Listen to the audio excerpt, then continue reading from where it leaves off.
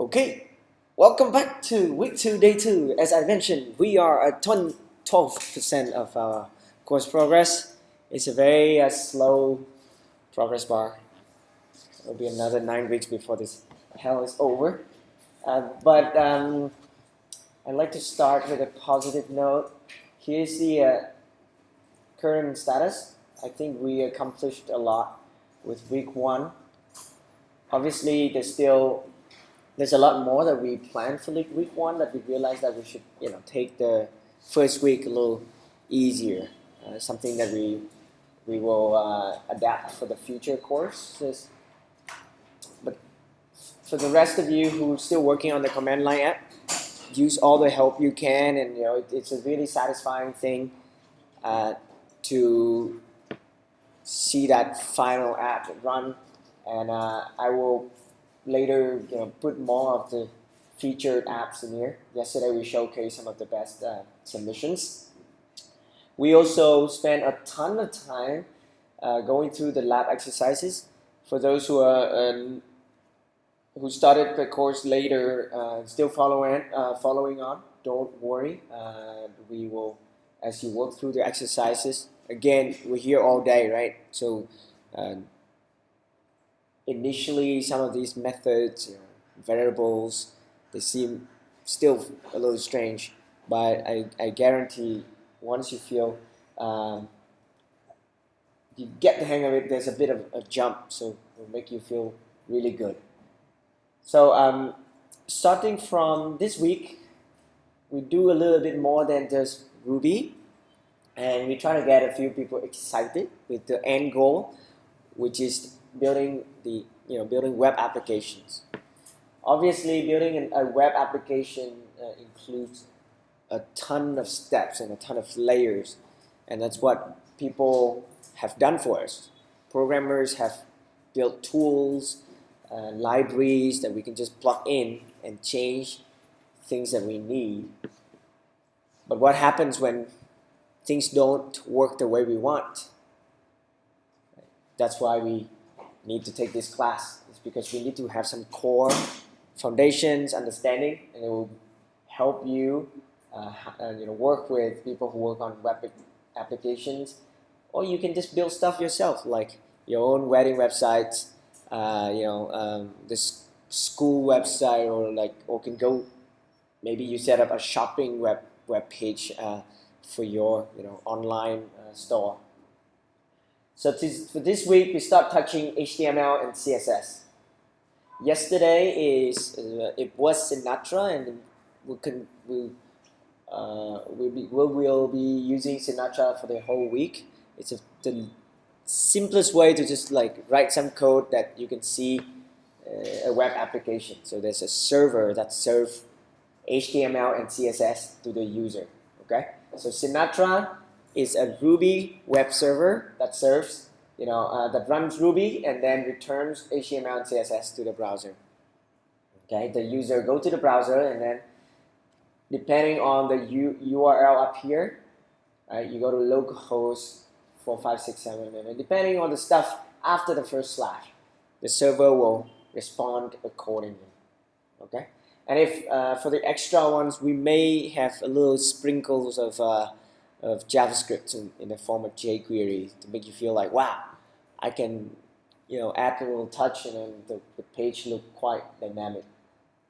At the same time, besides coding this week, we continue to push our code to GitHub, and you may run into some little problems with GitHub, and that's how we learn.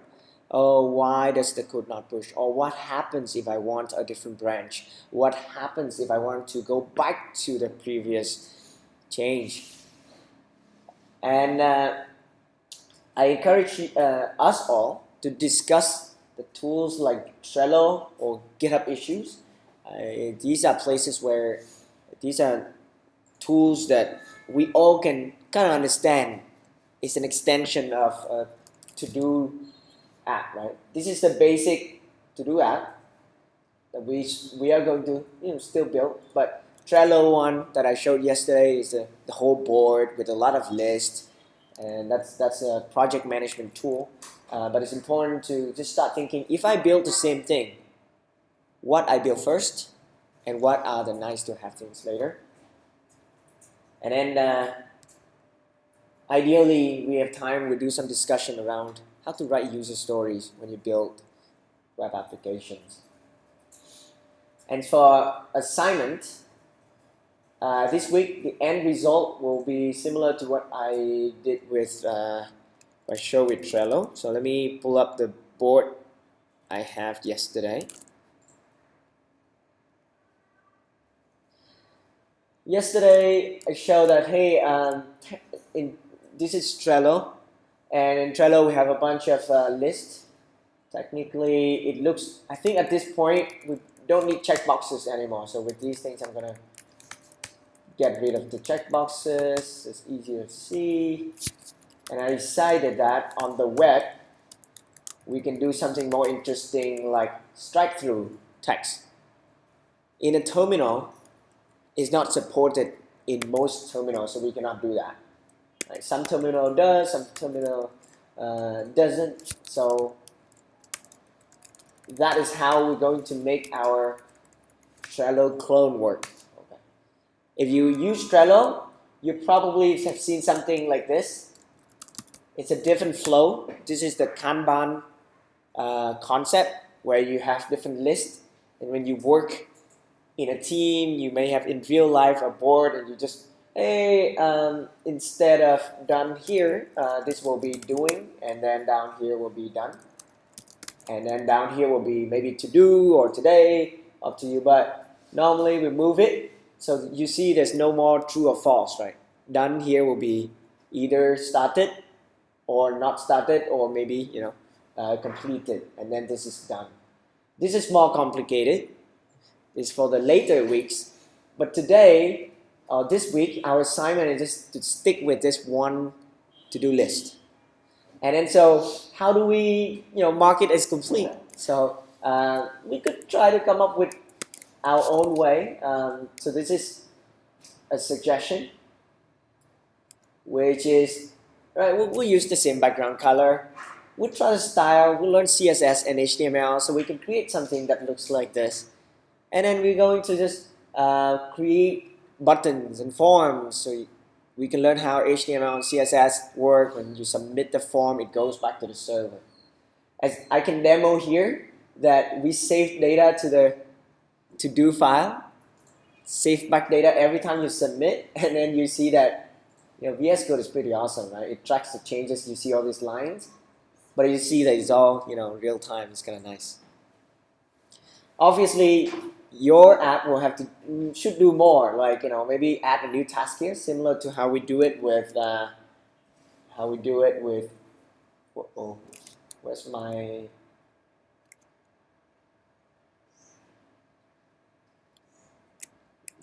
to-do app just now? Where's my Trello? Sorry. One more time, let me find it.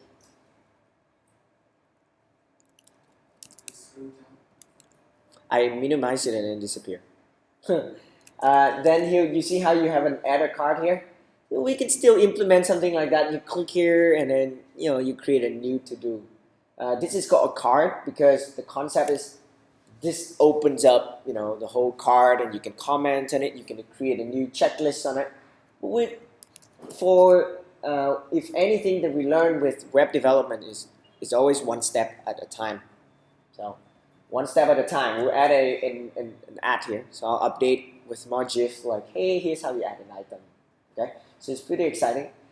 For your app, as usual, it's very important to start by using the README as a progress report for yourself, and finally, when you submit the project, and it's to show off what you have. So we always give you required user stories, something you really have to shoot for, the minimum, and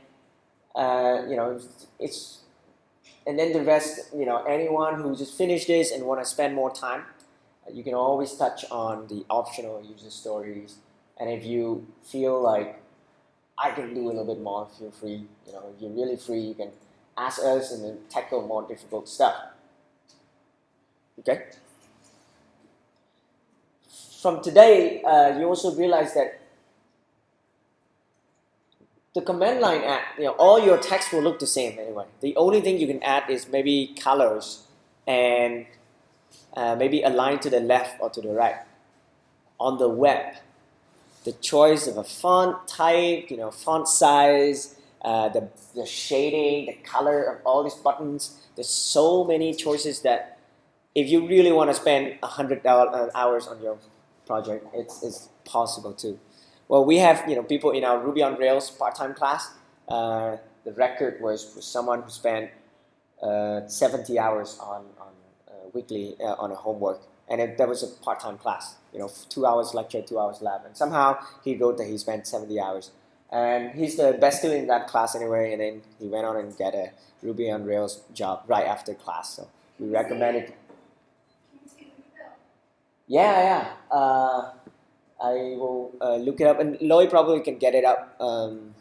What he built, the soccer challenge website. It's like a stadium, where you can choose stadium, you can report score between the soccer teams. It's a teamwork project. So his teammate also spent 60 hours on a certain homework. What he built, homeworks in the Ruby on Rails full-time class is like the chat app, something similar to Messenger, or event management app like Ticketbox or Eventbrite. And then final projects you have, it could be anything, but you start with writing user stories, designing wireframes, and this is something that you guys will get to do after week 5. Right, so I think by week 10, some of us may get ahead compared to the 8-week part-time class, obviously, because there's a lot of details we go into here that we cannot cover in the other class. So I think it's pretty exciting. Personally, it's for us. We're pretty excited that we can can achieve this at the end of 2 weeks. Okay. So with lab, here's the lab. Before we do that, I'm going to spend just a little bit checking in how we're doing. In the past week, we started out writing a class journal. I'm visiting this again to encourage that everyone should consider, strongly recommend that you keep your own journal. And we'd love to do this every day, but at the same time, you probably don't want to hear, all the talking. It's actually much more important to spend time working on the assignment. So we try to do this maybe a couple of times a week. And our supposedly daily scrums is like this, right? With the 3 questions. And even if we don't go through it, I encourage you guys to just, even do it yourself. And when you look back, there's just always this nice little things you can get out of your own personal note. And who knows, some of you may, come back as teaching assistant, or other ways you work to help other people. So your personal logbook is quite useful. Personally, for me, I to this day, when I set up any system, I build and put the code on a new server. I need to follow all these steps. Or I buy a new laptop. I set up my environment. I always list out every single step as if I'm blogging about it to the world, right? Hey, here's how you set up your MacBook to be the latest, the cutting edge, setup, and this is a sexy way. You see that some people publish this on the internet. Right? This get outdated once in a while, by the way. Right? The Mac come up with a new version. You use VS Code. VS Code may break something. You use the terminal. It's called iTerm. It may break something. But so it's very important to keep track of that, and then you go back and update it yourself. It saves you so much time when you need to set up anything. So with our class, I think we're doing this again for William's benefit, because William hasn't been through this exercise before. And here, in the spirit that it can just be really anything. right? We just go and don't feel like you have to say something that is really the most important. So don't spend too much time thinking about anything you say is going to be useful to one person or more. Okay, what's your favorite thing you learned yesterday? Let's start with William. How to use Visual Studio. Yeah, okay. How to use VS Code? Alright. We'll call it VS Code. Visual Studio is a whole software like suite. Even though it's really confusing, Microsoft named it Visual Studio Code. But Visual Studio is a completely different piece of application that obviously if I keep saying Visual Studio Code, that seems really long. How to use it, it's cool, right? And I think I will continue to prove to you guys that it's very rare and that we can find something that can just do so much within one screen. This is ridiculous, right? Left, right, and everything. So yeah, it's definitely my favorite thing every day. So Ian, what's the favorite thing you? Gem file. That's the favorite thing yesterday. It's a one place where you can keep track of all the libraries that you need. You can see how complicated your code is. If you require 100 libraries, probably something is your app is probably very complicated. Maybe. Sinead, you have any favorite thing about yesterday? Yeah. So this is pair work, right? So this is something that we'd love to encourage more. And starting this week, as I promised, when I see two people who are roughly at the same rhythm, we encourage you guys to just work together. In the part-time class, the one that is for the evening class for experienced programmers, this is the single most important thing where people already have experience, but we force them, right, to work together, and one milestone at a time, but only one person can work on the computer. The other person has to be the one talking. So there's a driver and a supervisor. At that stage, it's a lot more about reading code and talking out loud. At our stage, it's still typing code and fixing our typos. So we still encourage you guys to just type the same code that you see and run it. But as you get more familiar, you don't have to. It's not about practicing typing. It's more about reading code and talk to each other about what this code means. Okay, but definitely pair programming, having a partner, just work on anything, ask about anything, and explaining to your friends. Both people can benefit. Louis, any favorite? Sinatra. Yeah, I like the idea to start for something new. Yeah. And then skip to right figure. Yeah. Figure dance.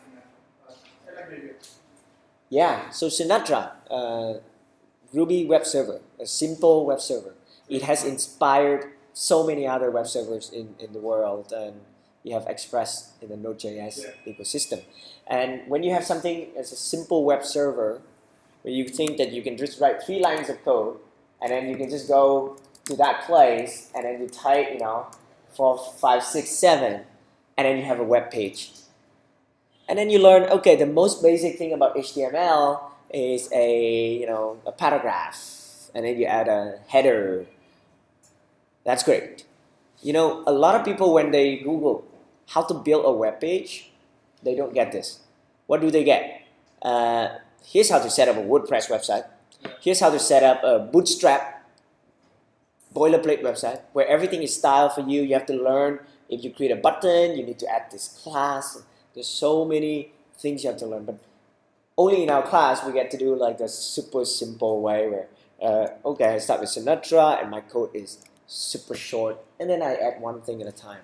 Right? Yesterday you see the plain text, right? Now today you see something that looks like this, and then you can mark down, and then they get moved to the bottom. So Sinatra is pretty awesome. Oscar? Actually, also Sinatra, being able to put out the HTML code from Ruby. So I was surprised how that worked. That we would store it as a string and then just have a string go out. and that be actually seen as HTML code. So that was surprising. Cool. Yeah. Okay. So I think this is really interesting. Think about it, right? When you're in a code, in a text editor, you type in Ruby code. So that's the code, and it's a code file. And you type Ruby space lab1-2.rb. What are you doing there? You're telling Ruby to run the Ruby code you wrote. Well, you could create, and that's what we're doing today, create an HTML file, and then you go to the browser and tell the browser, hey, run this code. That's normal, right? That's what I was expecting. Yeah, so we create an HTML file and we do that.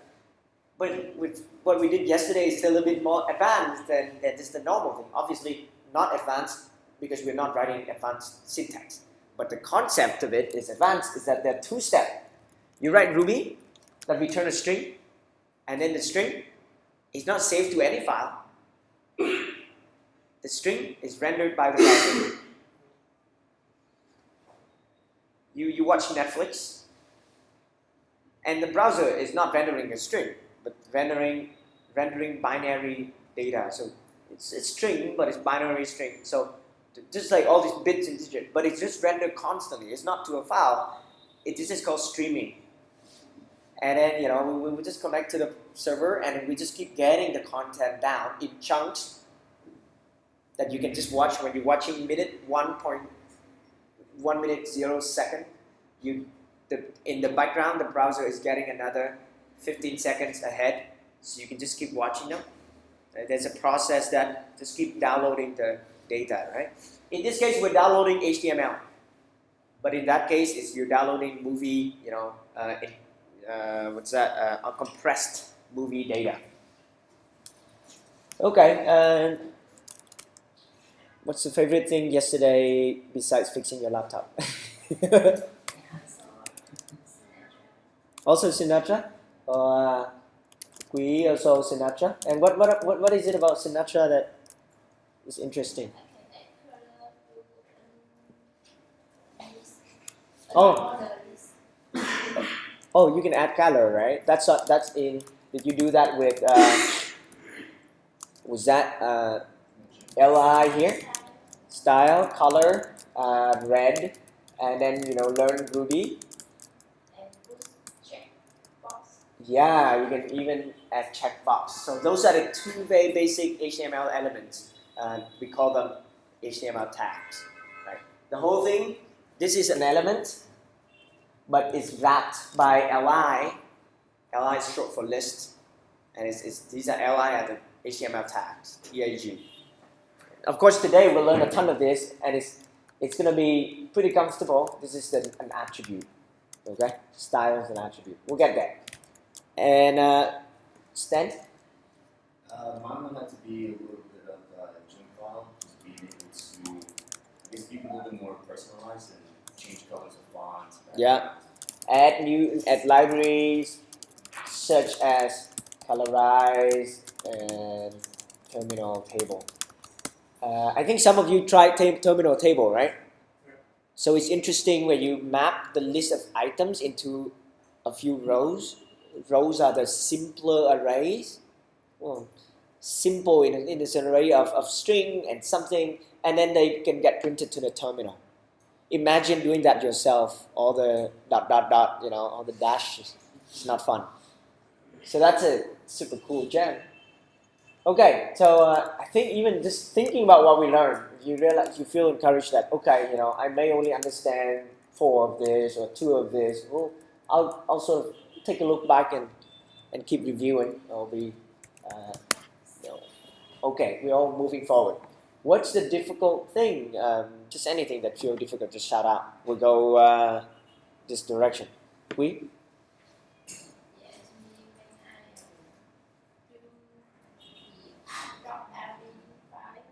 Uh-huh. Yes, the main socket start. I cannot put the same time a string and some method related to that. Okay, so you cannot do Oh, yeah. Right. So here's, for example, what's difficult, the get method in Sinatra, right? So it feels confusing, but I give you an example. In Sinatra, it's like this. By now, you know this is what you see after the localhost colon 4567. This is almost the same as this, right?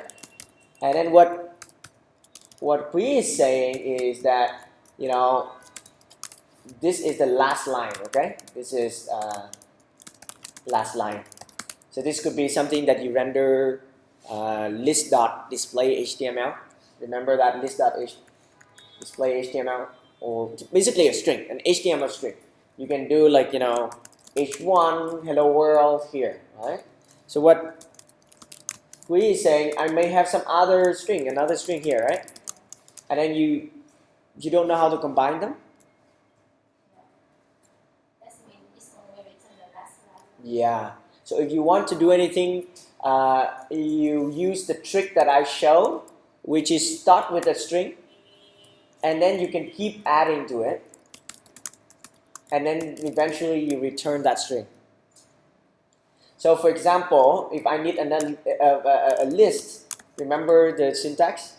So then HTML, the final thing, I have to close that list, but inside I have, this is as the first list. So when you do this, it will render, this will give you the output.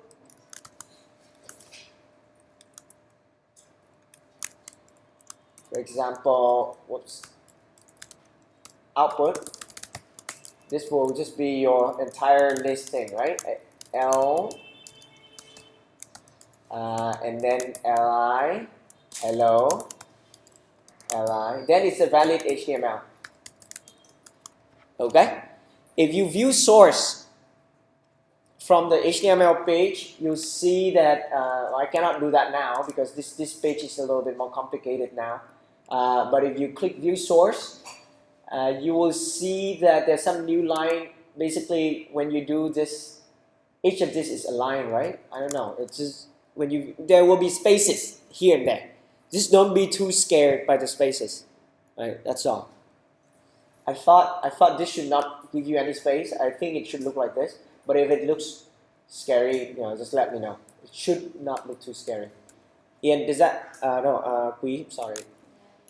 So use one final variable. You can call this result output HTML.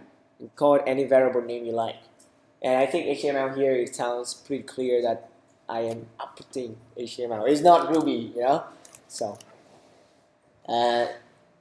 Oscar, anything's difficult right now? Yeah, it's actually still syntax. So I'm becoming better at understanding like the code that we're writing. So whenever we want to do something, like I usually know what I want to do. Like I want to take this string, want to do this, access this, and do this. And then my trouble right now is usually like figuring out how to get it to do what I want. Like how do I access like that part, the keys of the array? How do I of the hash or something and put them out? So it's still kind of figuring out the syntax. Okay. But I see progress with like understanding it, where I can look at code now much easier and like read it and kind of imagine, okay, this is what it's trying to do. This is what it's doing. Yeah. So I think this is a good point. There's a lot of syntax that we have learned over the past week. And that's why I keep making all these checklists that say variables, instance variables, methods, hashes, class. And so when we just name drop like that, but each of that term has its own syntax. And I think when so your comment is that I think we learn a lot of tools. Syntax here is like a lot of techniques that is, and we only when we use them, we switch between them often. So the only way is to just keep typing, just more practice, I guess, right? Yeah. But one way that help here is pair programming, because if we just only writing it, it's only going into our memory in one way. But now if we do pair programming, we're explaining the syntax to someone else. That's when we get it. Yeah. You know the rule to quit smoking? You have to help someone else quit smoking after you quit. If not, you'll come back to smoking again. You know? Quitting smoking is so easy. I do it so many times. So Stan. I would definitely have to say, well, there's a lot of things that I have struggles with, but definitely one is understanding syntax and being able to pick where I'm drawing the information from so that I can apply it to the method, or being able to just Yeah. Yeah. What's coming out, right? yeah, just being able to apply it in general. Yeah. This is completely okay. Yeah, it makes sense. Even syntax methods are there's so many ways to write method that I think in the first week that's a huge roadblock for a lot of us. We have from like a method with no argument, method with one argument, two argument, and then an argument that is an array. You see, like that's no argument, which is the same. Remember, review. This is the same as having a parenthesis, and when you call it, it's the same as no parenthesis. So this part can trip a few people off. But they both the same, right? But in Ruby, it's just optional. In Python, it's not the same. That's why it could be really confusing. If you're a Python learner and you come to Ruby, you will hate it. You'll see that, wait, say hi is only a name of the function, okay? It's not calling it. We're like, no, we're calling it. In JavaScript, this is also only mentioning the name of the function. But in Ruby, you just call it. So parentheses in Ruby is just optional. In other languages, it's not. And then, or like another really confusing thing, if I may remind for the, I think everyone's starting to get it now. Is this method, if you say hi and you put something to print out the screen, it's good. I just call it, it's good. That's the most basic one. But if I have a method that's called add, 1 and 2, let's say first number and the second number. First, here is that first and second must be numbers. Don't give me string, right? I'm gonna crash, right? But here, we're like, don't we want to do, first dot second? Yeah, you're printing out the sum. But that's not what we want. Because after you print out, that's it. I cannot combine that with anything else. Because you just print out to the screen and it's gone. It returns nil. Puts just finish doing the job and then returns nil. So I encourage you guys that when you write method, you can use put statement above, but in the last line. In general, in the last line in a method, don't use puts, right? But you return something instead. So for example, here you do this, it means I'm getting a string back. Oh, wait, here I'm getting a number back, right? Right? So compare, right? Because now I can write something like this: 1 plus 1 is, okay, equal, and I can type. I can add it in like 1 plus. Oh, this is 1 plus 2, and you can see now I can combine my result, and I insert it into another string. Initially, we all will be confused by this. And so hopefully this helped, William is super new here. So if you do this puts, it already print out to the screen. So when you call this, it print out to the screen, which is, the line before. And then when you call this line, this print out to the screen, and then this return nothing. So don't use puts. It will return nothing, then you see 1 plus 2 equals empty. Now, that's not nice. So that's a number. And similarly, if you do, let's say full name, first and last, then here you have full name. Again, this will be 2 argument, must be string, right? So don't put in anything else. So let's say first and last, I'm doing the same thing. I return a string instead of printing out a string. Because if I print out, once again, it print out the string, but I cannot reuse it. Now I can reuse it because maybe I can, have something like full title equals, right? Mr. or Mrs., right?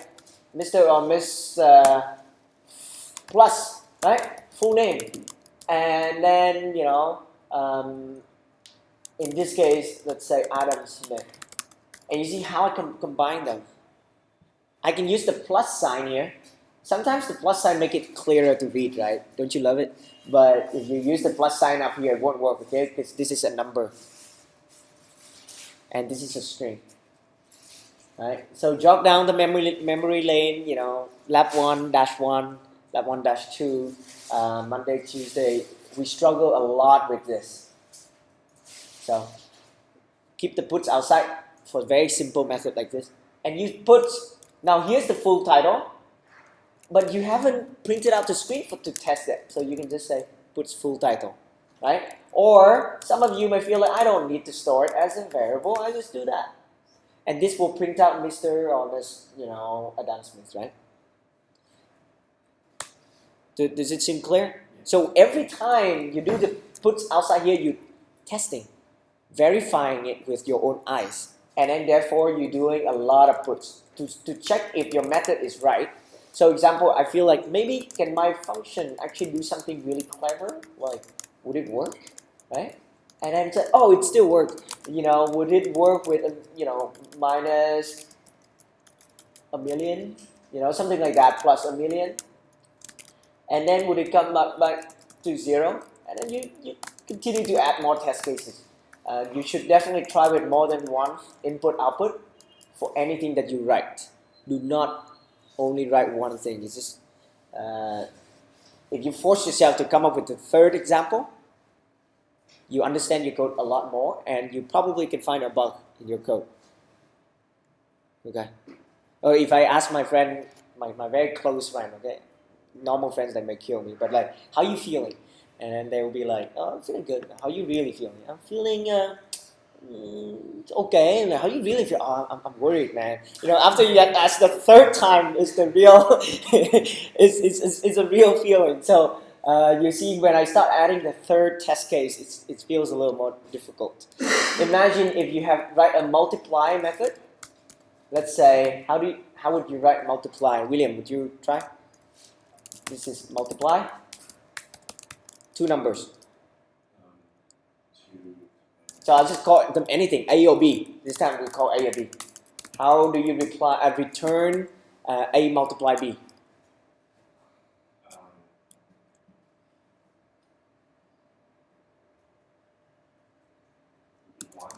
Well, we just do that, right? We return A multiply B.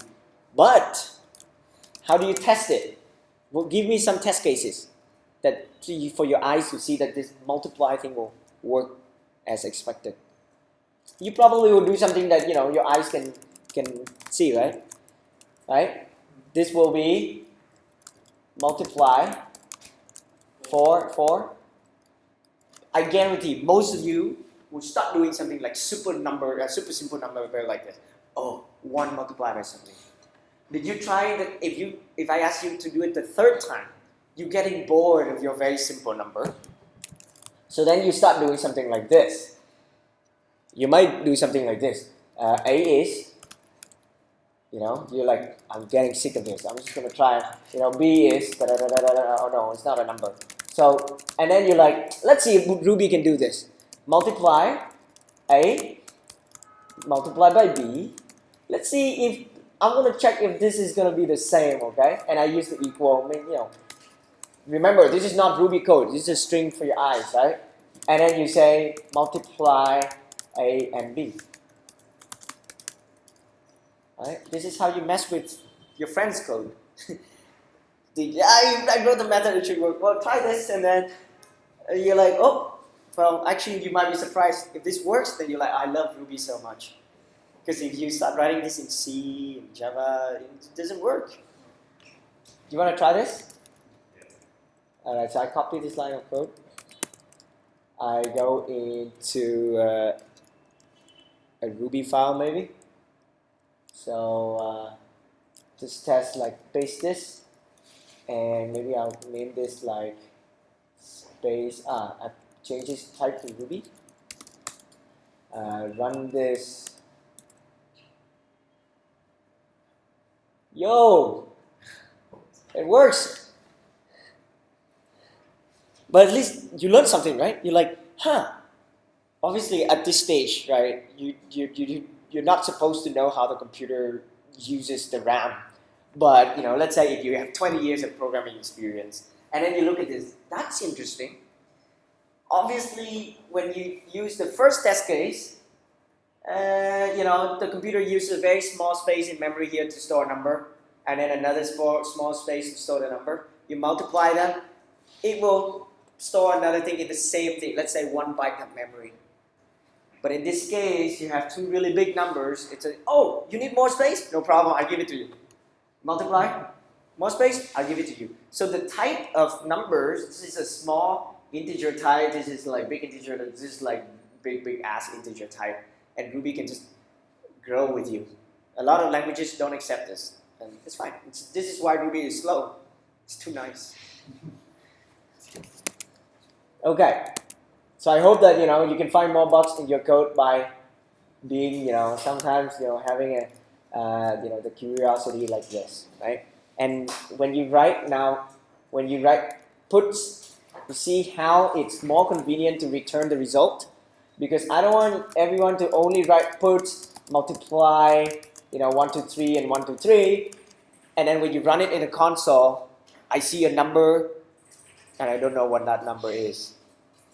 It's okay. Initially, it's fine. We're practicing it. But it becomes a habit that I want my eyes to see 1 2 3 times 1 2 3.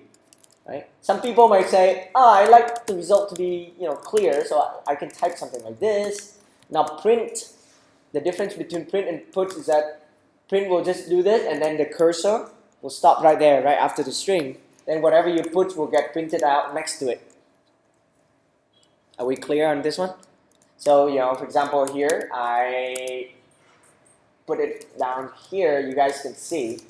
Normally, you don't use print very much. You use print and then you do gets, maybe, chomp. But let's see, if I do this now, and I run this, right? 1 2 3, 1 2 3 is this. Yeah? So, print can be powerful if you just like to separate them. A very long line, right? And then you don't want to use this very complicated string interpolation. Okay?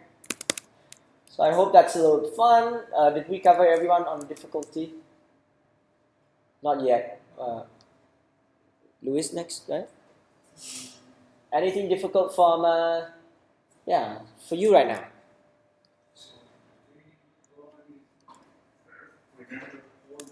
Yeah, again, remembering syntax. We'll keep revisiting them. And I'm sorry, today there's more syntax to learn because it's all HTML and CSS. Some of you are very happy to hear that because you took some online classes before. HTML and CSS are the most popular ones. But the problem with those classes is that we can't really apply it to anything. So hopefully, with this week you guys can apply that. Ian, any difficulty for you right now? So I have a question, but I have no difficulty. Yeah, go ahead. So when you multiply two numbers like that, the first one is Fisnum, the second is Fisnum. If the result is too big, yeah. Automatically. Yeah. So in some languages, you can trick your friend by saying integer.max. What is max integer plus 1? This is the idea of infinity. And then in some languages, like some may go to it crashes or something like that. And Ruby is like max integer plus 1 is another number that's just bigger than that, and it just grows the size to do that. Yeah. So your question here is, it's the type, right? You can play with it yourself. So I think, for example, I don't know. I need to see. Oh, now it's called integer. And integer.max. I don't know. There's probably some maximum in here. And then you try to do plus 1 and it still works. Yeah. And any difficulty? Relative. Require relative. Yeah, like what is this thing? What a weird name. Yeah, so required relative, you want, let's say, item. If you don't put any dot anything, and please don't, it's just .rb. Okay, it's just standard stuff like that, and it has to be in the same folder as the current file. That's all. So we have item.html and item.ruby. You could have item.html. You probably put it in a different folder. You call it in a views folder. We will get there. Yeah. Would you use the same? Would you use require relative? You cannot for use HTML? required relative on anything else because it will read Ruby. It doesn't read HTML. So we need to put our file in the folder, and if we need some stuff from our file, we can rewire it.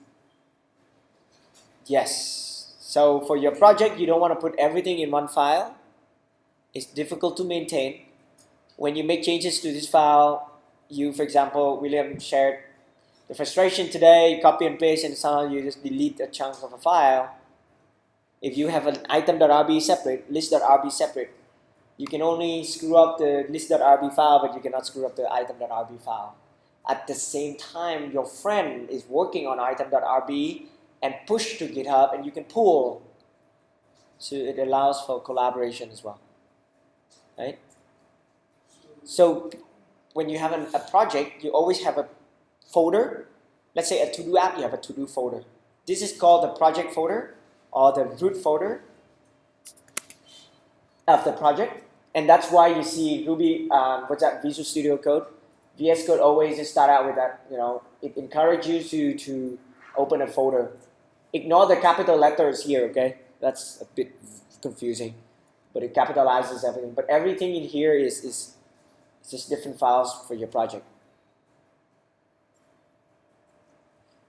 Are you thinking you want to place some files outside this folder? When I organize a project, so I need to be careful because sometimes I may need files and if I put it in two different folders, it can access it. If you're working on assignment 2 and you need something from assignment 1, right? Please copy it over. Yeah, don't try to be too smart. You will always want to change something. Copy it over because you're gonna be like, it would be nice if I could change this assignment 1 file, and then you make some changes, and then 5 weeks later you're like, hey friends, let me show you what I did in assignment 1, and you open assignment 1 and you run it. It doesn't work because assignment 2 you did something to the file in assignment 1. Okay. So general guideline is that, this is particularly for you. I think you will be a great hacker, fantastic hacker, really. You can always come up with something that, some ideas to break things in a very good way. So if it's too difficult to do, it's probably the wrong way to do it. If I have to go out of my folder and find another file somewhere, it's the wrong way to do it. Copy it into your folder and do it. Keep it as simple as you can. Okay? And of course, if you want to make this library available to the world, then you publish. If you publish a famous to-do app, for example, then if you publish your to-do app as a gem, then others will call it with require to do instead of require relative, because it's in gem file, it's not in your folder, right?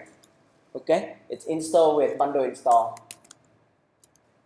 Sinead, you have any difficulty right now? Just drop any idea at all.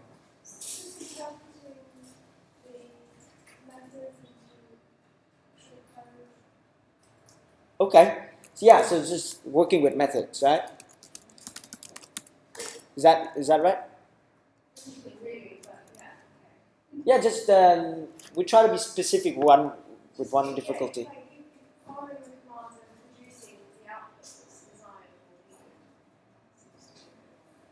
Yeah, okay. So working with methods, try with different. So suggestion is work. You write the method, try it with different inputs. And even try it with wrong inputs, like full name, first dot last, and then you try it with a number and it will throw an error. No, I mean, And then you feel fine. when you want to produce the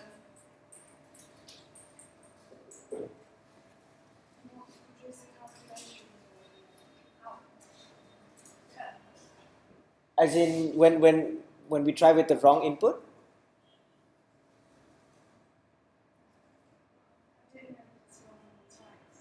Okay, so when you work with methods, just once again, just try 1, 2, 3 with 3 examples.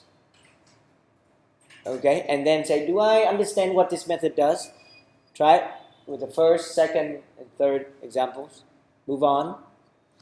Okay, sometimes you can try more. And when I explained earlier not to use the put statement in here, does it make sense? Cool. So I encourage you guys to also not feel scared if you see errors. Errors, just read every single word in it. It's not, it's supposed to be super helpful. So when you try to add 2 numbers and you put a string in it, you read the error, you're like, the error makes sense. Then, that's a good learning point. Well, someone tried to correct the error on my computer. I'm doing the same stuff that's on the computer. It's erroneous. So when you have the error, copy the errors and post on Slack. Okay? Or take a screenshot of that part. But it wasn't an error on his computer. It was the same thing on my computer. Come again? So last night, we stayed a little bit later, and I was trying to help her out with a particular. I think of add up the sum of the dot each method. The way she had it laid out on her computer didn't run. It threw up an error code, and then I tried it the way I had it on mine, but mine ran and hers didn't. So it was trying to figure out exact same formula, but where in the whole equation should run. Difficult to troubleshoot Yes. error in syntax, right? Yes. That's why you guys should copy and paste that code and paste on Slack. And don't be shy because it takes the experienced eyes to see some of the very obvious, seemingly obvious, but under your eyes, you've been looking at the code, the entire day and you get tired. So sometimes just go away and come back 15 minutes later, you actually see the errors yourself. You guys haven't get into the horror of Unicode world yet, where like the code look exactly the same and then this symbol right here, someone copy and paste from the browser, it's a nice little curly quotation mark, and everything looks exactly the same on your, in your own eyes. But only when you're like, okay, I delete this character and I type it again, and it works. And that happens to even the most experienced people. So, but it's rare because we have to troubleshoot, top down, line by line. Where can we be sure? If you have 10 lines of code, it runs and it has an error, it will tell you where the error is, right? And if it's really not clear, just tell you that the last line is an error. You're like, there's no way the last line is an error. Then you don't trust the computer anymore. You look at the 10 lines, you remove 5 lines, and you try. And then you, using, commenting out, okay? So for example, this morning, Sinead, I responded to your question, right? Did you see my response? Did you see that? Did that one make sense? Where it may seem normal for new programmers that you're just writing a string there. It looks like you're defining a variable, but you're just putting a string, right? And then more questions on Slack is the best way. If you guys can find any interesting errors that benefit the whole class, maybe Loy, you can come up with some prize for the best stupid errors that someone can come up with. All right. All right. Any tips along the way for the class? William. Any difficulty to share? It's like everyone else, syntax Uh-huh. Is actually the, I don't know what you call like tracer or hotkeys, like Control J, hotkeys to switch back and forth, Uh-huh. turn on, like just getting the hang of it. Uh-huh. Sometimes, I mean, I feel like if I keep doing it now, it'll save time in the long term. Yeah. Like my mouse and everything. But like the problem this morning with the copy and paste, sometimes it's clumsy. Yeah. Short keys, shortcuts, remembering them, too many controls, something, right? Yeah. But once you get used to them, you'll get addicted to them. Okay. So when we learn a new programming language, it's like when you play a new instrument, you're gonna hit the wrong key all the time. If I may ask you all to be positive, is that we choose Ruby because you are probably 10 times or 100 times more likely to have syntax error in any other language that you code. So if you learn JavaScript, which is coming up in the subsequent weeks, you will know what I mean. You'll tear your hair out. It's like, why do I have to learn this? And it's actually a very beautiful, simple language. But it's just, it has all these curly braces and then all these semicolons. You know, why do I need to put this here? Right? At least Ruby is like, if anything that seems unnecessary, you don't even have to put it there. Parentheses don't have to be there. No semicolon. Right? All the words should be in English. Right? If you remember the learn programming in C days, it's like variable is always a single character name. It's like, why would you write a long variable name? So it's like A equals to 1, B equals to hello. And it's like, I think A and B are numbers, so A plus B, whoops, wrong. So, cool. So just feel really good about syntax error is that it will always happen, but we having the minimum. We're having it better than some other people, okay? Obviously, Ian is taking the iOS class right now in Swift, right? You're lucky because you have Xcode. Will tell you if you type any errors, right? But when this is how I interview someone who go and say I'm an iOS developer. Right? I can code. Okay, fine. Don't use Xcode. Use VS Code. Start typing, and he'll make a bazillion errors. It means this person is just like just follow Xcode. It doesn't really understand stuff yet. So having a very advanced editor is nice. VS Code is not that smart, but it allows us to be smart along the way. Xcode and Android Studio are extremely smart, but it corrects everything for you. Sometimes you're just forgetting that you're actually thinking and programming. Yeah, you type and everything just complete. You will get there, right? When you learn those things and you will feel good. But for now, let's bear with us. Make an error in every single line, like puts become put, and it happens. Any tips? Any new tips for the class? Yeah. How to ask a proper question related to error? So Good. What I need to copy and paste? Okay. Fantastic. How to ask code-related question. So, for example, here, I go to IRB, and I'm like, how do I get max integer? And then, so I could do this. Select this. Hey, I just select this, right? I type IRB and something else. I select this, and I go to Slack, and I go to questions, and I say, you see this? I add 3 tick and 3 tick here. That's the code block. So I say, hey guys, I have I'm getting a funny error, right? So for example, in this case, I use test. I don't want Charles to sit over there and start answering this question. So then you're like, it will look like this. And your friends or anyone can see, oh, you went to IRB, and then you try to type this and it will, So then I will say sample answer, right? It looks like there's no method.max for integer. Try Googling for Ruby max integer, right? Let's say if I'm on phone, I'll write that. If I'm not on phone, then I'll go and actually Ruby max integer, and I type it, and then I'll find it, and I try to link it to you. Okay, so this guy, it looks like, oh my god, it's so complicated, interesting. There must be a better way, no? Fix. Oh, there's this fixed number max. So let's see. Example, I could answer that, right?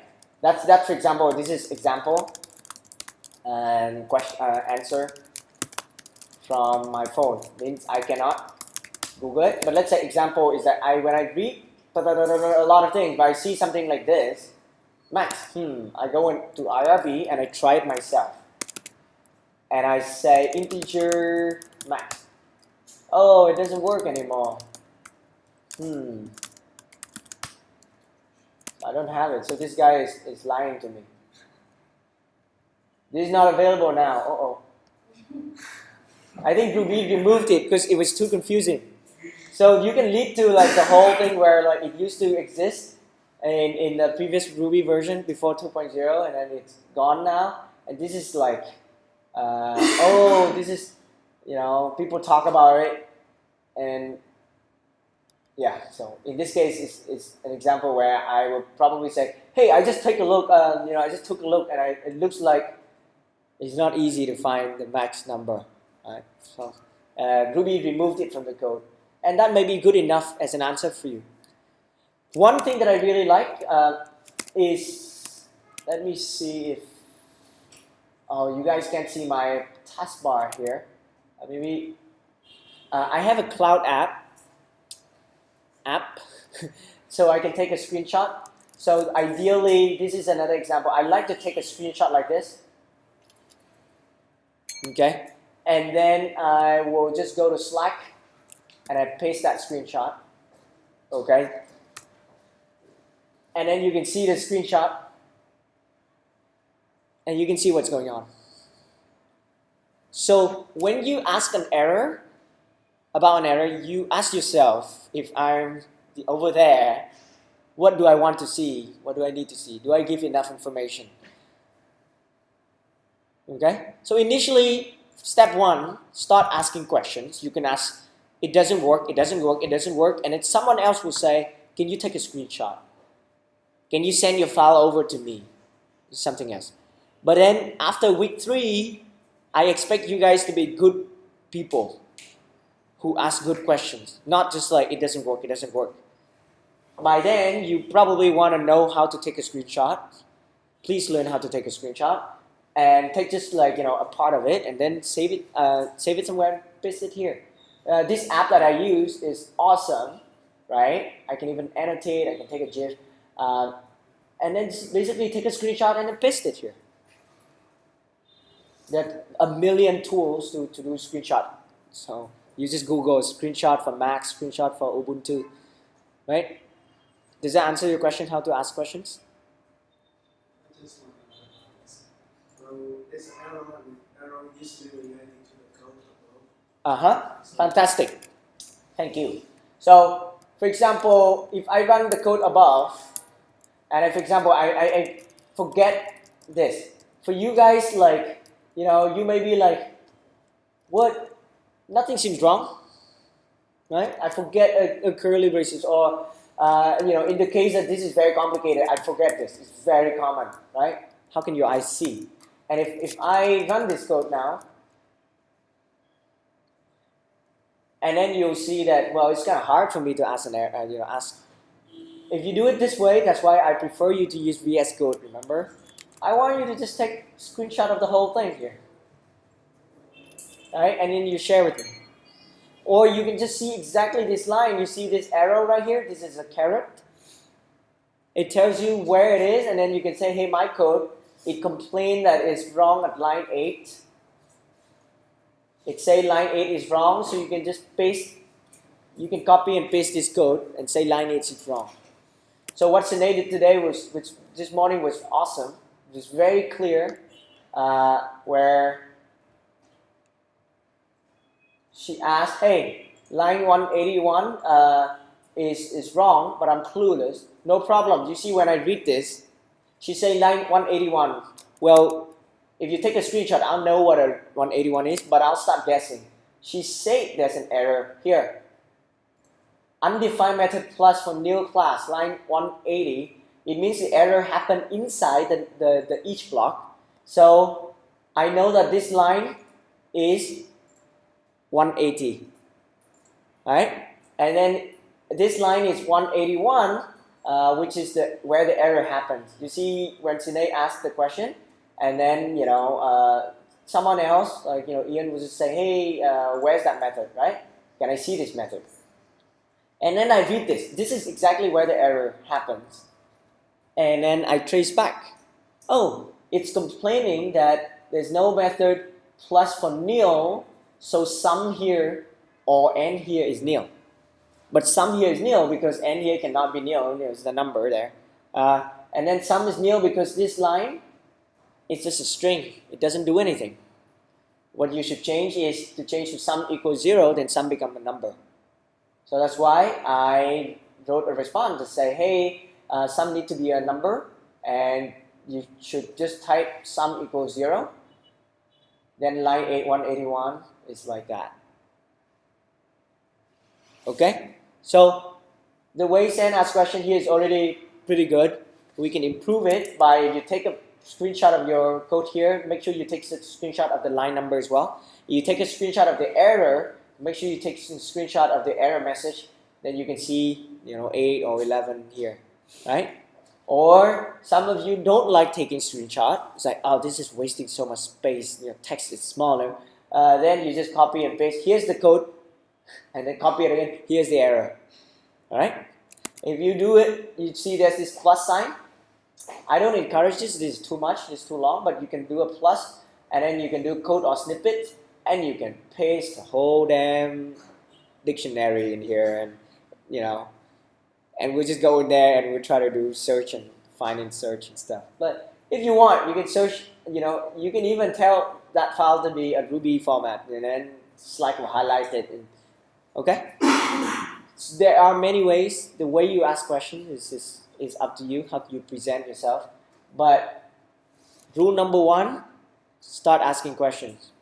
And you can feel okay saying, it doesn't work, it doesn't work, it doesn't work. I try everything. And then someone else who is not a jerk will just say, hey, can you share me a screenshot? Hey, maybe we can do a Google Hangout and I can take a look at your screen. Our TAs are super patient. They'll be like, hey, let's do FaceTime or come to lab. But ultimately, when you become a pro question asker, this is how you do it. Just take a screenshot and boom. If you really cannot explain this problem with a screenshot, make a screencast.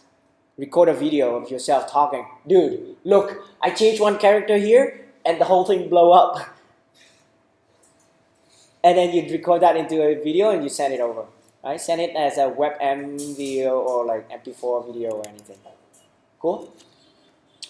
Okay, wow, that was really long, but I hope that was useful recap before we get into today's content, and then we'll start doing the exercises.